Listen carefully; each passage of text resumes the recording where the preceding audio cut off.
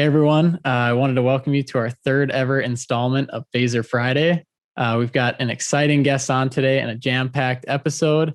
But first, I want to thank our sponsors, who is ourselves. So Phaser Friday is brought to you by Phaser Marketing.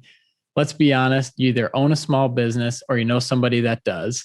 Phaser Marketing offers a one-stop shop marketing team for your business. They stop you from wasting your valuable time trying to learn and juggle the core elements of digital marketing. If you want to focus more on what you do best, make sure to check out our website at phasermarketing.com. That's PHASER marketing.com and take your business to the next level. And with that, I'm ecstatic to introduce our third ever guest on the show. I've known this guy for a very long time, a good friend of mine. He's my dad, Tim Eggebraaten. How are we doing? Lucas Kenneth Eggebraaten, I am doing great. How are you? I am excellent. It's so good to have you on the show. I wish you could have had the first one, but we had to get Luke Payne on, and we're here now. And I'm just so excited to sit down and talk with you. So no, it's an honor. It really is, and I'm proud of what you're doing, and you're doing great with the Phaser Marketing, and it truly is an honor to be on here and talk with you. Yeah, I appreciate that. And so we can kind of just jump right into it. If you don't mind just telling everyone more about yourself and more about what you do and what you have done, where you grew up and things like that. Absolutely. So I grew up in Fisher, Minnesota, right between Crookston and Grand Forks, the geographical center of the entire universe.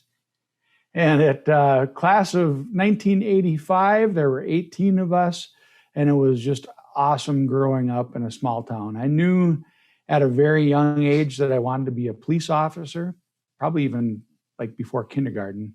And there was a 1-year stint in there, like 8th grade, that I thought I was going to be a lawyer.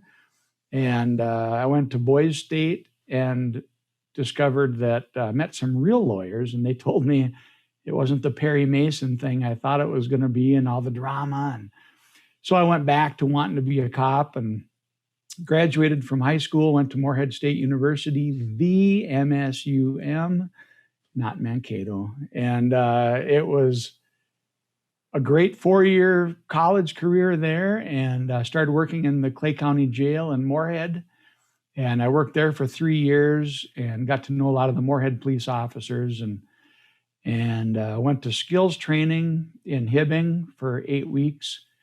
And I had graduated with my college criminal justice degree. And, then the skills training was more of the hands-on type stuff. I'd done an internship with Fargo Police Department. And that was honestly like the first taste of what a police officer actually even did. And other than that, it was just book stuff. And so the internship was excellent, met some really amazing people with the Fargo PD, and really knew that, I want to be a cop. And working in the jail, I got to know a lot of the Morehead police officers.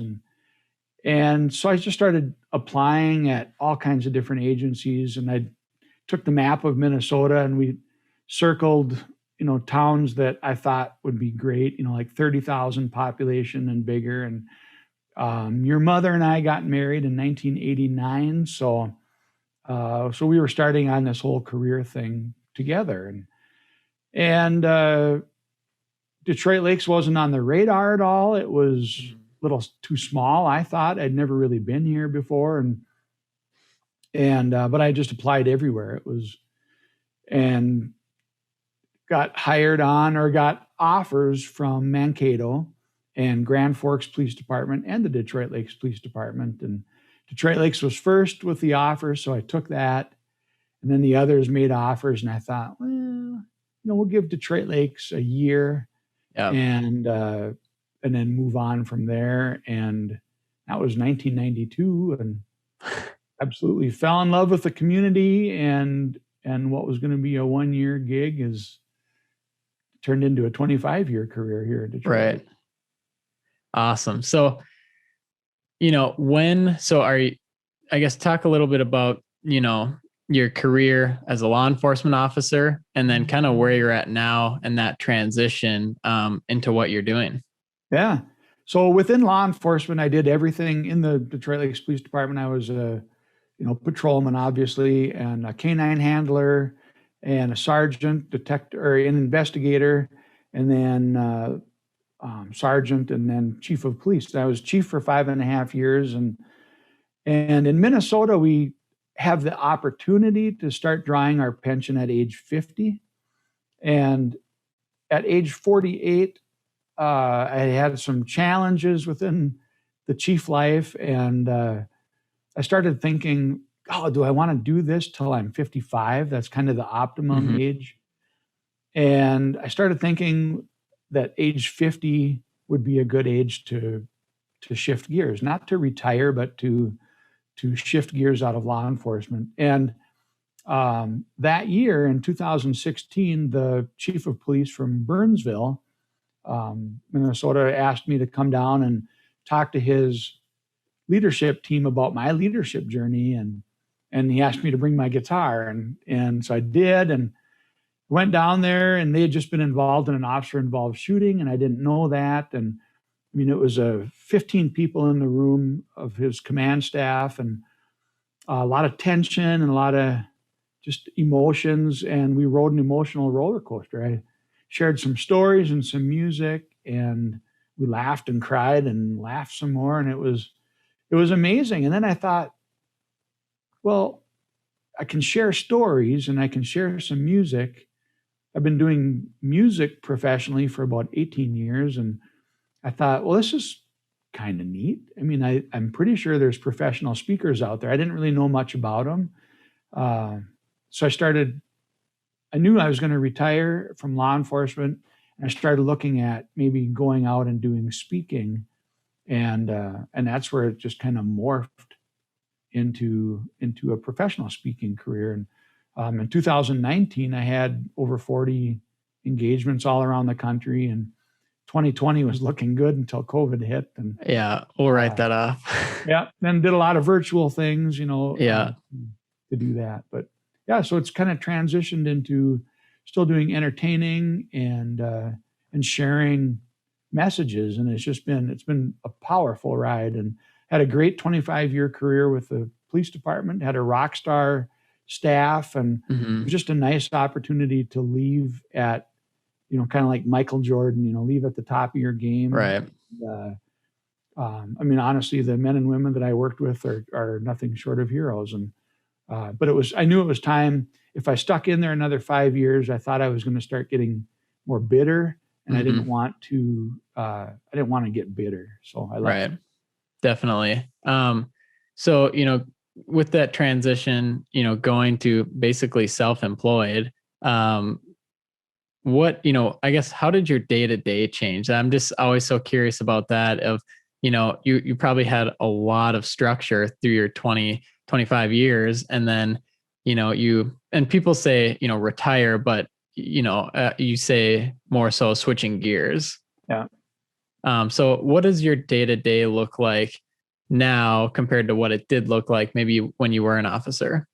Yeah, it took a while to find my rhythm, and that's what I call my talk, is finding your beat, the rhythm of life. But it took a while because of that structure that I was used to, and then going to nothing, and everything was unknown, and I had never really thought about being an entrepreneur. But then I thought, well, I was a one-man band for like 15 years at that time, and that was a hobby.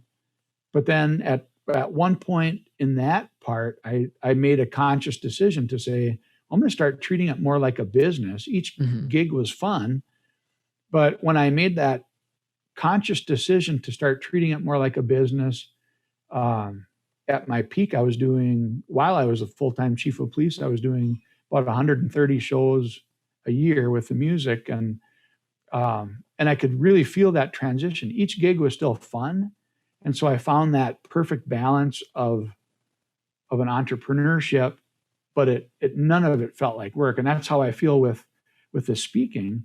But it definitely took some discipline to get up in the morning and and learn the trade, so to speak, and But I started surrounding myself with like-minded people and really built off of that. And I found the speaking business to be very collaborative and not super competitive. I mean, it's competitive too in a way, but other speakers were so generous with their time and knowledge and insight. And I got a coach right out of the chute too, and that really helped. Right. I didn't have 15 years to develop this as a career, so but it definitely took that honest intention of saying, I'm going to treat this like a business. And I'm learning, by talking to you and your brothers and talking to other entrepreneurs and stuff, learning every day how to make it a better business. Right.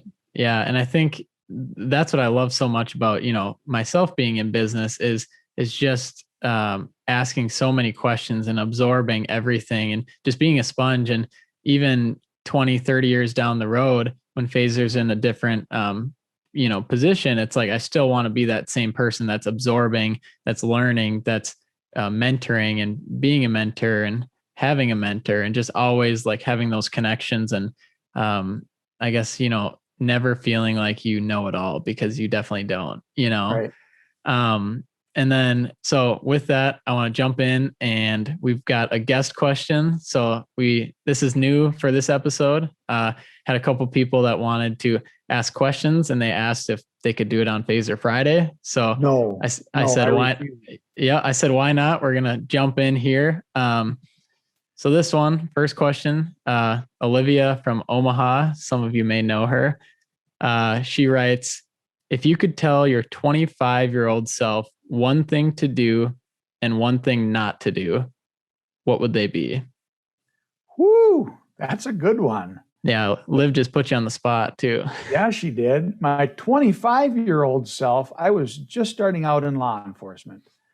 And I would say that what I would tell my 25-year-old self, I'd tell my 25-year-old self about meditation and mindfulness. I just discovered that at age 48. And it honestly was a game changer for me. So I would apply those techniques to my law enforcement career. I was kind of, I think, your typical cop when I was young, and where it was black and white. It was like, okay, here's the rule or the law. The speed limit's 30, not 31. And I was just very strict. And you had a mustache. And I had a mustache. Yeah. And I was a jerk kind of, and I don't know that I would go back and change anything, but if I could tell my 25-year-old self, I would say, don't take things so personally, what people are saying. And I had my trigger things that got me, really mad. And, but I would definitely work on self-care. I don't know. I don't think that that's a new trend. I know meditation's been around and mindfulness has been around for centuries, but it's new to me. And I think that at a 25-year-old, if I would have started practicing that at that point, I think that the stressors of a law enforcement career wouldn't have been so great. And I also would have told my 25-year-old self to find an outlet, and luckily music was an outlet for me. For the stress that goes with law enforcement. But, and I don't think I would change too much, but I definitely would tell my 25-year-old self, breathe better and chill out a little bit more. So, yeah, it's crazy it seems like every time you look back, you knew you were okay. Now that you're looking back at yourself, like I look at myself back at 18, and when I was 18, everything seemed crazy. It seemed like the world was coming down on me. But now that I'm 25, I look back and I'm like, I was okay. Everything was okay. And like, look what that turned me into, or look how I learned from that, something like that. So I think, like you're saying, is just take a deep breath, calm down a little bit. Maybe your biggest issues are somebody else's smallest little issue. There's always bigger things going on. But yeah, so thank you, Olivia, to our first guest question on Phaser Friday. We've got one more coming up a little bit later. next thing I've got for you. So you grew up in Minnesota, born and raised in Fisher, Minnesota, and then, like you said, living in Detroit Lakes now. What does, smaller towns, obviously, Fisher, not the center of the universe, but what does community mean to you? Community is how you feel about the people that are around. Even a small community like Fisher, where there's 400 people, or a larger community like Minneapolis, I have friends that live in Minneapolis that still feel like it's a small town feel, where they're running into people, and it's how you find people that are like-minded, but you're also searching for people that push you and make you more diverse too. And what we loved about Detroit Lakes right away was that community. When we first moved here, your oldest brother was born, and our firstborn child was born a month after we moved here. And right away, it was the people that were friendly, and it was a friendly vibe here, I guess, in Detroit Lakes. Plus, I mean, it's gorgeous. We moved here in July. I started on July 1st, and the 4th of July was crazy busy, but people were so welcoming. And I know that a lot of people, it still takes effort, to people. You're not going to be welcomed if you're sitting in your home, and it still takes some effort to get out there and meet people, get involved. And, so we got involved in the church right away. And then when you guys got older, got involved in scouting and different community projects and stuff like that. And that's, I think, what being part of a community is getting involved, whether you live in Minneapolis or you're living in Detroit Lakes or Fisher, Minnesota. Becoming involved and just the fact that you are involved pushes you, and it gets you to meet other people, and it challenges your way of thinking, and which is all necessary for personal growth. And I think if you're just sitting around at home, and you're on the computer and stuff, and that's your only source of information, it can get skewed one way, and it's not healthy, I don't think. So I think it's healthy to get out. And that's one of the biggest adverse effects of COVID, I felt, was hunkered down at home and not getting that full sense of community like we typically get. Right. And a big part of community isn't just like letting it show up at your doorstep and reaping all the benefits of a community, but it's you getting out there, getting into the community, you volunteering, you figuring out where you can help, or, help a business, help a small local business, whatever it is, go to these different events and things like that. So like you said, it does take effort. It's not just going to come to your front door. But, with a community like Detroit Lakes or Fisher, it's really about the people and the relationships, and then just, building around that and, getting involved with the community.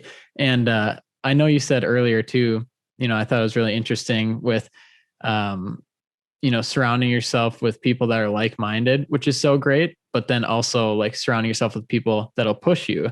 And I think I've really learned that is so important, because you can't just surround yourself with people who are going to agree with you all of the time. And, you need those people that maybe have differing opinions, or they do things a different way, that you can have healthy conversations with, and, see a different side, see a different point of view, different things like that. And I think that's huge for your growth development, and to continue just learning and growing like we've been talking about. Yeah, that's crucial, because and what's helpful is when you get the people that can sit like this and disagree. But what's challenging, or what I push back, is when somebody says, you need to think this and you need to do that. And it's like, well, let's talk about it, and I've been blessed in the last year. I've really been pushed mentally and emotionally to grow. And it's because of people that are patient. We disagree on a lot of different things, but we also find common ground too. And we realize that we have, even though we come from different backgrounds or we look different, we have so much in common, more in common than we don't. And stuff we don't have in common, we don't always have to agree. I mean, Yeah. you have to agree with what I'm saying because I'm your dad. But Yeah. other than that, yeah, we'll see. So next question I want to jump into, I think this is a really good one because, obviously I've known you for 25 years, and I think this is just so interesting because it's kind of, it's happened in my life too. So entrepreneurship, I feel like I've just been immersed in it, and it's like a drug. I just love it, but it hasn't always been like that for me. And I know it probably hasn't always been like that for you. So my next question is, it's kind of, what made you jump into being an entrepreneur? But I guess, when did you notice that was kind of that shift of, you thinking differently, maybe more like an entrepreneur? And I guess, what has that done for you? Yeah, honestly, I didn't know what an entrepreneur even was. I mean, I've always worked for somebody, and I've always had a boss and reported, and there was strict guidelines to follow for everything. Everything was strict, and so I think what got me going on it was the music piece of it when I started doing entertaining, and I remember even using the word gig. Like it sounded weird, like I don't, but when I told somebody I have a gig, oh, aren't you Mr. Rockstar? I was like, well, no, I'm going to go play music, and they're paying me $50 or whatever to play music, and so it was a gig. And then as I remember calling my mom up after singing in a wedding, and they gave me $75 to sing in this wedding, and it blew me away because it was songs I already knew. And I thought, man, they're going to pay me to sing. And so that's when that ball, I think, kind of started rolling, but I didn't know what to call it. I didn't know to call it entrepreneurship. And it wasn't until when I started speaking and I met other speakers, became a member of the National Speakers Association. And then that's like in the last 3 years where it's really steamrolled, and it's really gotten in my mind, it's like on fire. But again, zero of it feels like work. Absolutely none. And people say, well, how many hours are you putting in a week or whatever? I have no clue. I remember you talked on one of your last interviews. Yeah, with Gage. Yeah, we talked about just like if somebody asks you how many hours you put in, like, do you have any idea? And he said no clue. Definitely not. But it's because Gage loves what he's doing with Greenstain, and I love what I'm doing with Phaser. And then same thing with what you're doing. It's just, and will there be challenges? Of course there will be, but can you try and balance that to the best of your ability to make sure that you're enjoying what you're doing and just loving what you're doing and not just owning a job, I guess. Yeah. I mean, I'm getting calls from organizations that say, we're having a conference, whether it's virtual or in person, we're having a conference, and we need something that's upbeat, and we see you play music. So if you could do some music, that would be great. But we need a message. We need a powerful message. And our people, our frontline people are tired and they don't feel appreciated. And so I'm sitting there on the phone thinking, okay, check, off-duty chief. And, so for me to go to an organization, and I've spoken, to 500 people where you're up there. And the thing about speaking is that 100% of us have a story, and all of us have a story that would benefit other people by telling them your story. Right. But not everybody's comfortable standing in front of a group of 500 strangers and opening up. And I am, and I love it. And so that part of it. So I think where you can marry up the talent, the ability to do that, and then learning how to improve and get better, and then the business side of it. And that's why I love what Phaser Marketing is doing. Is like, well, I don't want to learn what an SEO is. I don't care. But I know it'll help my business by getting my name out there on the interweb and all that stuff. But I don't want to learn that. And so I want somebody to, I mean, there's certain things, if you're going to be serious about a business, there's certain things that you have to say, okay, I'm not going to do that. I'm not Yeah. going to edit all my video, or I'm not going to make Right. my little logo thing fly around. And it would take me 5 hours to do some of these things that you guys do in 10 Yeah. seconds. And that's like the biggest thing, you know, with what we do. It's more so we're just trying to give business owners their time back. And it's like, you know, we don't want them to sit down and try and learn how to do a social media strategy and learn how to do graphic design and put their time into all of these digital marketing channels when we can do it. You know, what takes them maybe 3 days could take me 3 hours and could take my team 30 minutes, you know, because just like you said, you know, I, you know, own up to that as well, that I can't do everything and I don't have, you know, the time to sit down and learn everything A to Z. So it's making sure that we have people that can do it better than I can and can do it better than our client can, and get that team of like-minded people together that want to work together to give the client what they want and then obviously what they deserve as far as their online visibility goes. Yeah. And I want to segue kind of, you know, we were talking about, you know, your speaking and kind of who you speak to a little bit. So I guess maybe a more specific question is what would be like an organization that you would for sure speak to, but I guess more so like what would be your target customer, your target audience? That's transition too, because I learned quickly about a push versus a pull. Mm-hmm. You know, like phaser marketing or off-duty chief. You know, we could say, well, this is my program and this is what you're going to get. You know, Right. that's the push. Or you could listen to your clients and people are saying, well, this is what we're looking for. This is our this is what's keeping us up at night, and you know, we need something upbeat right now, or whatever it is. And so what started out speaking with law enforcement leaders, I still speak with some law enforcement, but it's transitioned into social workers, teachers, nurses, dispatchers, emergency dispatchers, and people, you know, the kind of people that are working behind the scenes, financial people, like the financial administrators that work behind the scene, and they're not really the flashy people.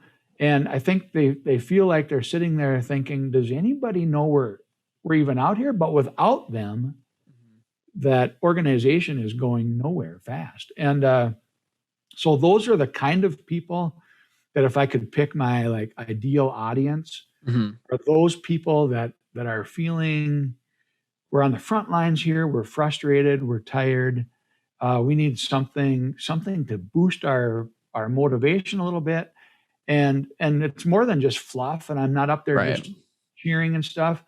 I'm giving them real life tactics that they can apply and plug and play into their life. Nothing that I've invented, but just from almost a 28-year career in law enforcement and criminal justice, that dealing with that toxic and that negative crap, but still finding the good in things. And it's so rewarding talking to a group like that and having people come up and say, you know, you've changed my life. And I'm humble enough to say, I didn't change your life. You know, I'm just a guy using the gifts that I have with music, and music speaks to everybody. And that's why I love injecting music into the presentation. But I'm just a guy sharing stories and some techniques that have worked for me, and hopefully they'll work for you. And it's very humbling to have an hour of people's time and to use that time judiciously and properly, and let them leave with a feeling of a little skip in their step, and like, I'm going to try these things at home and apply these to my life and see what happens. Yeah. And I really like how you mentioned how you're not just trying to like throw in a bunch of fluff and like, you know, so many times you do see that where it's a lot of icebreakers in these games and just all these happy-go-lucky things. But, you also said too that you're not reinventing the wheel. Like what you're saying you didn't invent, you're just taking your story and, putting together your presentation. And, I've, listened to it a few times, and there's so many things that go into it, but it's also a lot of it is reminders to people of like things you can do right now to help, and, positive thinking, and, what you can do if you start to feel like some negative stress coming on and different things like that. And then you just kind of incorporate your other skills with it, with the music and just being comfortable talking to people, people that you don't know, 500 strangers in a room. Not everyone can do that. So it's just really cool that you feel comfortable enough to use your talent and your skills. And I know there's a lot of organizations and businesses that are thankful for you for doing that, and just offering up your services to help other people. On that note, we've got another guest question. So we've got Blake from Argusville, North Dakota. He's got a question for you. And this is more related to your speaking. He says, when you are up on stage telling your story, what is a fear that pops up and how do you overcome it? I can honestly say I don't have any fears really. I've been on stage so much for years, music and singing at weddings and funerals and different things. Mm-hmm. And honestly, I used to get nervous when I would sing, especially like in church or in front of people. But it was years ago, I was singing for a beautiful 16-year-old girl from Detroit Lakes here who passed away. And I was singing for her funeral.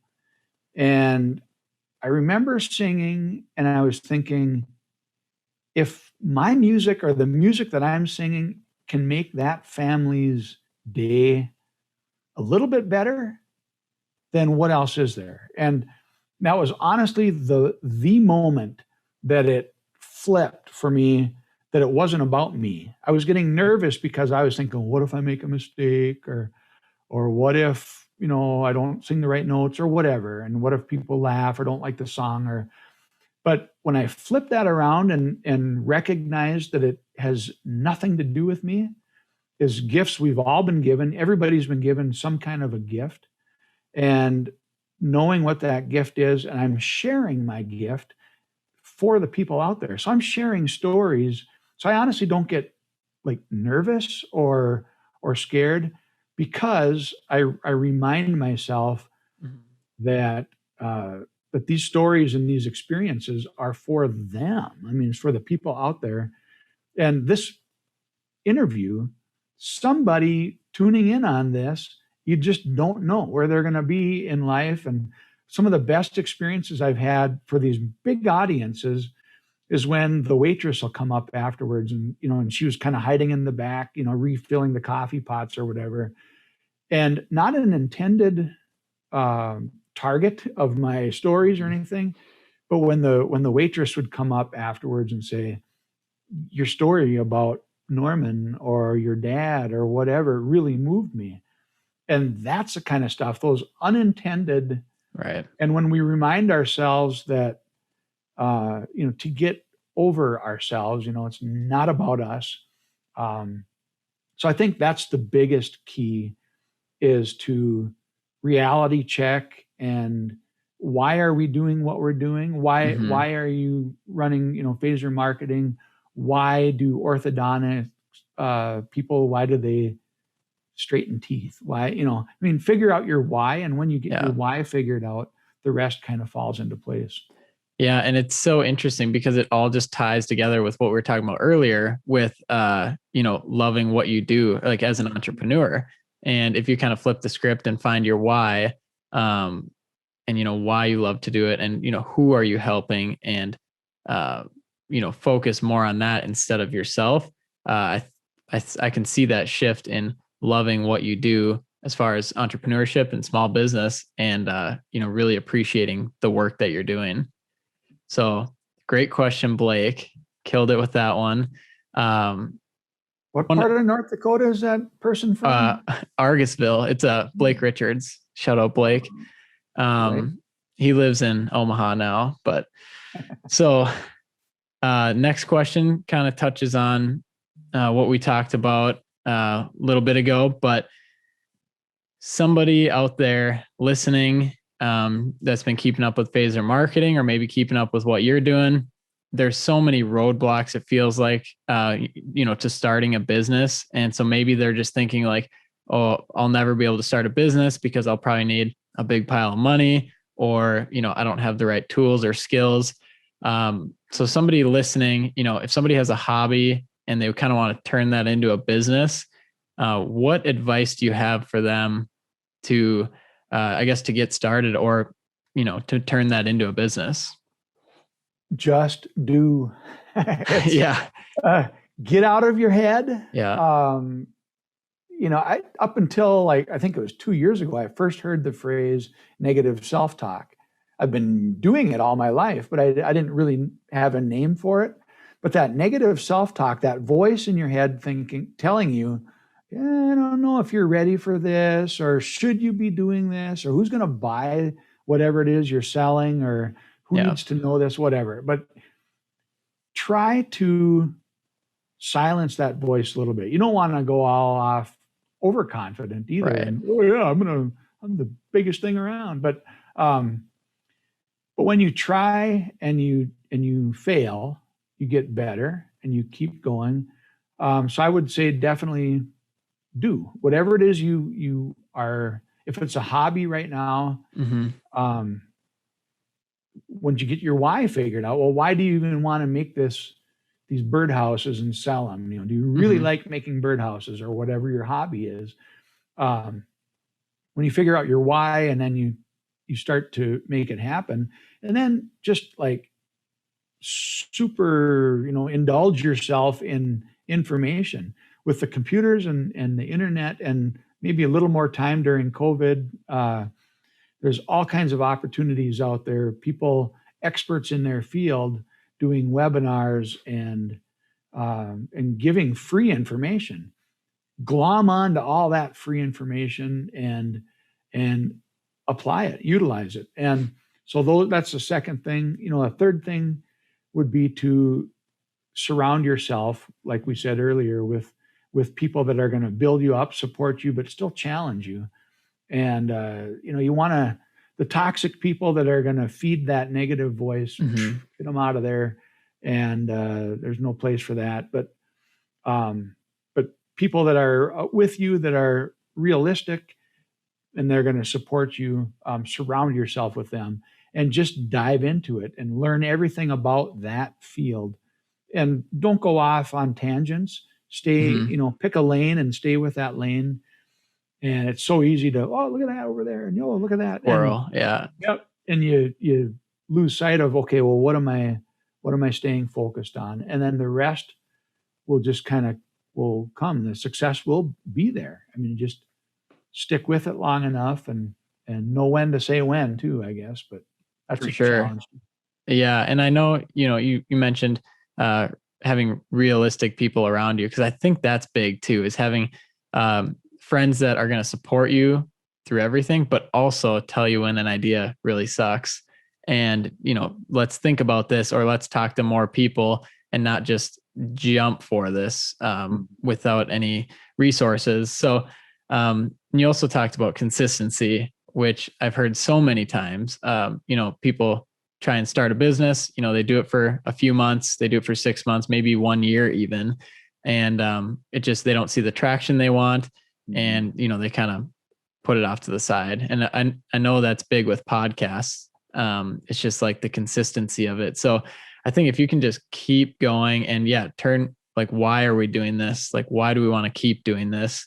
And have fun with it, try and have fun with it. If you can, try and work other jobs or keep your full-time job so you can do this on the side. Maybe that'll help keep it more fun for you and just an enjoyment. And then as you're building it, then you can kind of make that transition over to maybe doing it full-time. and being like a full-time business owner. Yeah. So many people in their jobs, they treat it like a prison sentence, and they're marking off the days till they retire. I've seen it in cops and in every field. And they're like, oh, well, I've got 4 years, 39 days, 6 hours, and 17 minutes, and it's like, well, if that's the quality, and people would tell me all the time, well, yeah, well, you can play guitar. I don't play guitar. Well, you don't have to play guitar. I mean, it's not the find point. your gifts and find what you love to do and your passion, and it's not easy for everybody. I get that, and it's not everybody all of a sudden says, well, and I'm lucky, I guess, because I've always known, and the speaking is my passion. I mean, I want to talk to people and organizations and help them recognize, and when a happy employee, a happy frontline employee raises their bottom line. I mean, they're in a business to make money. And so when the business has happy employees, I love doing that. Right. So, yeah. No, I think that's so awesome. And, I think we touched on so many points here today of just, obviously your story and your history, but then also entrepreneurship, small business. And what I love, about, obviously you're my dad, but just like how we talk professionally and just, we don't pretend like we know everything, but we also, will, like, if say for digital marketing, like you also kind of have to say, like, I may know more than this person. If they're asking for help, like maybe I can help, and be willing to kind of take that call. And that was probably one of the toughest things for me, was to admit that I may be the expert in this situation. And I hate that. I don't love doing that, but we're a digital marketing agency, we need to own that and just be like, it's okay if we know more about this than you, because you know so much more about this than we do. So let's work together and we can help. So, it's been fun just like talking business with you and going through this together. We're still so new into this. We have many years ahead of ups and downs and growth, and, continuing to learn and grow, and just most importantly, enjoy the ride of this life and business. Yeah. I have 3 gigs booked for 2068, I think it is. So, so I'll be 102, but I'm going to keep booking them. And so yeah, we got a lot of years to do this stuff. Did they make a down payment on that, or? I haven't required a down payment. I did lock into my 2018 rates. And so I said, in 2068, it'll just be the same rates as 2018. Yeah. So hopefully we make it there. So. Oh yeah, I have to. I'm committed. That's true. Yeah. All right. Well, last thing I've got, if you just want to tell everyone a good way to contact you, or a good way to kind of follow along with what you're doing, or even hire you for your services, what would be the best way to get a hold of you? My website is offdutychief.com, and email, everything's on there, all my contact information. I'm also on social media, the big ones, the Facebook. I haven't figured out Twitter so much yet. I'm on Twitter, but it's still foreign to me. Yeah. But check me out on Facebook. Snapchat, that's a new one, right? And what's that? Instagram, yeah. So all of those things, I'm clumsy with them, but I'm on there. And but offdutychief.com is my website with all the information on how to get a hold of me. And I'd love to come to your organization and talk and play some music. Yeah, I love it. Well, thanks again so much, Dad, for joining me on the third Phaser Friday. I'm excited to launch. This will be coming out, today is April 30th. So last Friday of the month, every month, we're going to come out with a new installment. It was a pleasure to have you on, and I'm excited to see you soon. All right. Thank you, Louis. No problem. Talk to you later. Bye.